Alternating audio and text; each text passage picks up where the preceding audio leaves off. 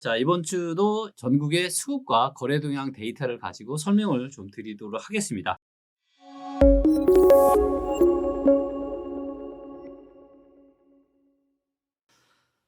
안녕하세요. 반갑습니다. 리치고의 김규현입니다. 한 주 또 잘 지내셨죠? 자, 이번 주도 전국의 수급과 거래 동향 데이터를 가지고 설명을 좀 드리도록 하겠습니다. 자, 이 화면은 이제 수급 동향 데이터입니다. 그래서 많이 좀 익숙해지셨죠? 그래서 한눈에 지금 눈에 띄는 게 세종과 대구 같은 경우는 지금 완전 밑으로 왼쪽으로 꼬꾸라지고 있죠. 이게 얘기는 무슨 얘기죠? 네, 세종의 밑으로 내려간다는 건 세종의 전세 수급이 더 안 좋아지고 있다. 대구도 전세 수급이 더 안 좋아지고 있다. 전세 수급이 100보다 안 좋으면 하락할 가능성이 높은데 훨씬 안 좋죠. 70, 한 55 정도밖에 안 되죠. 한눈에 봐도. 그래서 안 좋다. 이것이 의미하는 바는 대구와 세종의 전세가가 좀 더 안 좋아질 수 있다. 이렇게 지금 이야기를 하고 있는 거고요. 자, 그다음에 광주랑 전남은 좀 위로 올라갔죠. 오른쪽으로 갔죠. 그래서 여기는 전세 수급이 조금 좋아졌다. 조금 상황이 좀 좋아졌다. 인천 같은 경우도 오른쪽 위로 살짝 올라갔고요. 서울도 오른쪽 위로 살짝 올라갔는데 폭이 크지 않죠. 그러니까 사실 이 정도의 변화는 거의 의미 없는 변화다. 그다음에 뭐 경북, 제주, 강원 이렇게 조금씩 움직였는데 이 정도의 변화는 사실은 거의 의미 없는 정도 변화라고 좀 보시면 되고요. 자, 서울을 좀 보시면 서울에 지금 매매 수급이 다시 회복을 하고 있죠. 그래서 12월 말부터 1월 달 다시 좋아지고 있습니다. 네, 아무래도 신생아 특례나 이런 정책적인 효과라고 또 보여지고 있고요. 매도자 많으면 줄어들고 매수자 많으면 조금 올라갔어요. 그래서 조금 좋아지고 있다. 자, 그런데 이걸 또 이제 거래 동향을 봐야죠. 거래 동향. 서울을 한번 볼게요. 거래가 늘어나야 되는 거니까 서울을 보니까 자, 매매 거래는 어때요? 늘었어요? 안 늘었어요? 네, 거의 변화가 없다. 요 막대 그래프 보이시죠? 막대 그래프가 굉장히 낮은 수준에 있습니다. 즉 이게 뭔가 긍정적인 신호가 나타나고 이게 실제로 매매로까지 이어져야 되는데 거래 동향이 이렇게 주간 거래 동향이 작은 걸로 봐서는 거의 지금 거래가 없다.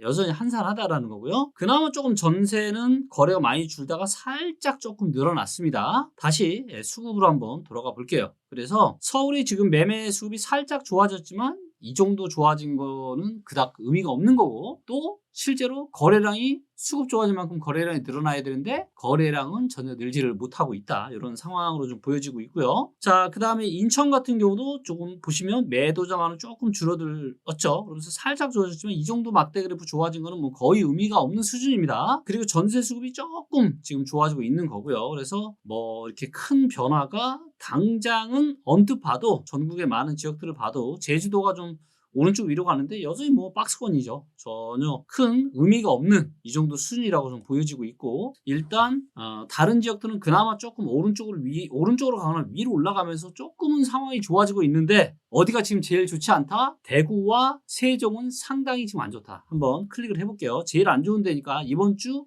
주목해서 봐야 되는 곳이고요. 자, 대구 같은 경우는 지금 매도자 많음이 더 늘어났죠. 매수자만은 거의 없고 그러면서 이 막대 그래프 매매 수급이 계속 떨어지고 있습니다. 엄청난 지금 얼음장이다. 꽁꽁 얼어붙어 있다. 이렇게 좀 보시면 되고요. 그다음에 전세 수급도 이전 주 살짝 좋아졌는데 다시 내려갔죠. 그래서 전세 수급도 좋지 못하다. 여전히 입주 물량의 영향으로 보여지고 있고요. 자, 세종을 한번 보시죠. 세종도 어때요? 매도자만은 계속 증가하고 있죠. 매수자만은 줄어들고 있고 그래서 이게 지금 매매 수급이 10.4밖에 되지 않습니다. 자, 10.4는 언제적 수준이냐? 22년 11월 말 세종의 부동산이 상당히 얼어붙어 있었던 그 정도와 굉장히 유사하다. 이렇게 좀 보여지고 있고요. 자, 세종 같은 경우는 어때요? 세종 같은 경우는 지금 입주 물량이 작음에도 불구하고 세종의 입주 물량이 얼마나 작은지를 리치고 앱에 들어가 제가 잠깐 보여드릴게요. 제가 이걸 또 말씀드리는 이유는 뭐냐면 뭐 입주 물량이 작으면 전세가가 올라가고 계속 좋아진다 이런 얘기를 하시는 분들이 계셔서 제가 데이터로 팩트체크를 해드리도록 하겠고요. 세종을 보시면 세종의 공고를 보면 어때요? 자, 이거를 한 10년으로 보겠습니다. 자, 이렇게 보면 어때요? 올해 조금 작년보다 좀 늘긴 했지만 이 정도의 입주 물량은 전혀 많은 입주 물량이라고 볼 수는 없는데 보시는 것처럼 이런 상황임에도 최근 22, 23, 24, 25 거의 이렇게 입주 물량이 없음에도 불구하고 세종은 어때요? 보시는 것처럼 작년에 한 7, 8, 9월 달 빼놓고는 전세 수급이 별로 좋지 못했다. 그래서 입주 물량이 작아도 왜? 공급은 입주 물량만 있는 게 아니기 때문에 그래서 꼭 좀 명심하셨으면 좋겠고 이 상태로 간다면 세종은 전세 시장마저 상당히 좀 얼어붙을 걸로 좀 보이고 있고요. 또 이제 많은 분들이 제가 이제 그 1월 25일 날 전국 시도별 전망 특강을 하죠. 그래서 전국 17개 지역에 대해서 제가 디테일하게 제가 다 훑어드리고 앞으로의 시장 전망까지 제가 말씀드릴 겁니다. 그렇기 때문에 꼭 관심이 있으신 분들, 내 집 마련 관심이 있으신 분들은 꼭 강의 신청하시면 좋을 것 같고요. 벌써 100명이 훨씬 넘는 분들이 신청을 많이 하셨고요. 아마 오프라인 자리가 있는지 모르겠는데 최대한 빨리 신청하셔서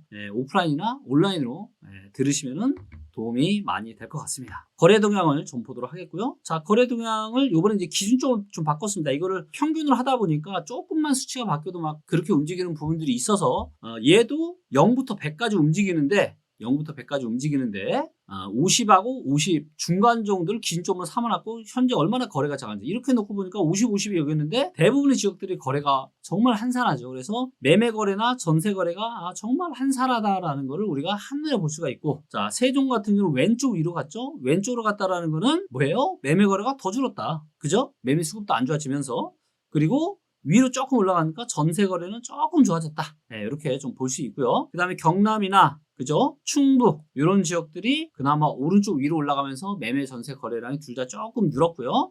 울산도 그렇고 강원도도 그렇습니다. 경기도도 그렇고, 그래서 딱 한눈에 봐도 상당히 많은 지역들이 위나 오른쪽으로 가면서 매매와 전세 거래가 조금은 늘어났지만 전반적으로 봤을 때 매매 거래도 20, 15도 안 됩니다. 그만큼 거래 시장이 완전 꽁꽁 얼어붙어 있다라고 좀 보시면 되고, 여전히 거래는 상당히 침체장이고, 거래가 이렇게 없기 때문에 뭐예요? 제가 늘 말씀드리지만 대세 상승장은 택도 없다. 그렇죠? 그래서 거래가 여전히 상당히 작고, 최근에 지금 또 금융시장이 굉장히 요동을 치고 있습니다. 그래서 여러분들이 이 부분도 좀 유의해서 좀 보시면 좋을 것 같고요. 불과 이제 11월, 12월 연말까지만 하더라도, 12월 연말까지만 하더라도 뭐 주가 또 2,700 간다, 뭐 800 간다, 3,000 간다 이런 얘기 나왔는데 벌써 2,400 몇십 밖에 되지 않죠. 많이 지금 주가도 좀 내렸고 1,300원 미만으로 좀 이렇게 떨어질 때도 있으면 환율이 또 굉장히 많이 증가를 했습니다. 자, 그래서 이거를 차트로 한번 보여드리도록 하겠고요. 자, 이제 보시면 아시겠지만 요게 이제 최근 환율 차트인데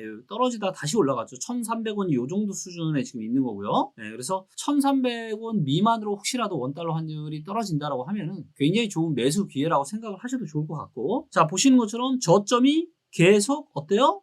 저점이 올라가고 있죠. 이걸 제가 추세선 한번 그어볼게요. 이렇게 지금 저점이 계속 올라가고 있습니다. 기술적인 분석으로 봤을 때 상당히 좋은 흐름이죠. 그 다음에 고점을 봐도 고점이 이렇게 계속 올라가고 있죠. 고점이 이렇게 올라가고 있습니다. 자, 그래서 이번에 이제 환율이 어떻게 될지는 모르겠는데 요 박스권 한 1,360원. 그래서 혹시라도 환율이 1,360원, 특히나 1,400원 이상으로 혹시라도 올라간다라면은 몇 달 내에 그거는 상당히 부동산 시장에도 안 좋은 신호라고 판단을 좀 하시면 좋을 것 같아요. 왜냐면 22년 하반기 기억나시죠? 환율이 크게 급등하고 주가가 빠지면서 엄청난 부동산 시장에 급락이 왔었거든요. 그렇기 때문에 대부분은 주식시장이나 뭐 환율 시장이 그렇게 부동산에 많은 영향을 미치진 않지만 아주 이례적으로 환율이 어느 정도 일정 수준 올라가고 주가가 떨어지게 되면은 부동산 시장에는 상당한 충격이 올 수가 있습니다. 그렇기 때문에 앞으로의 이 금융시장은 상당히 주목을 해주시면 좋을 것 같고, 지금 보니까 이제 1,336원 정도 지금 하고 있네요. 그래서 1,340원 살짝 밑에 있는 수준인데 앞으로도 계속 환율은 우리가 좀 주목을 하면서, 이게 혹시라도 제가 24년은 하락장이 올 가능성이 높다라고 제가 말씀드렸고, 급락이 올 거냐 완만한 하락을 결정하느냐는 이거는 결국에는 금융시장에서 판가름이 날 거다. 그리고 환율이 1,360원, 특히 1,400원을 넘게 되면 부동산 하락이 완만한 하락이 아니라 급격한 하락이 올 수도 있다라는 걸 꼭 좀 명심하셨으면 좋겠고요.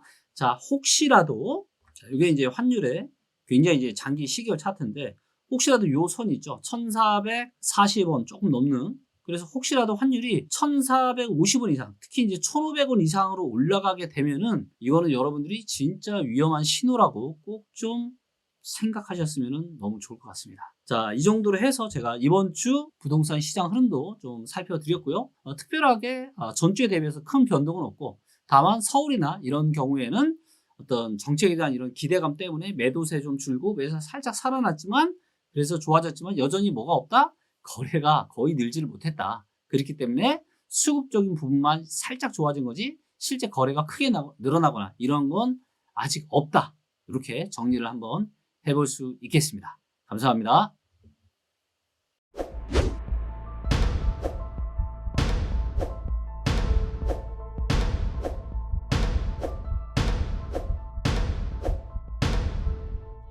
내년부터 본격화되는 이 세금 때문에 트리거가 시작이 돼서 거래량 데이터에서 그런 징후들이 보이고 있습니다. 서울의 아파트 시장은 올라갈 에너지는 없고 22년서부터는 이제는 보합이나 하락으로 내려갈 가능성이 많고요. 10년에 한 번 정도 있을까 말까 절호의 매도 기회가 왔다.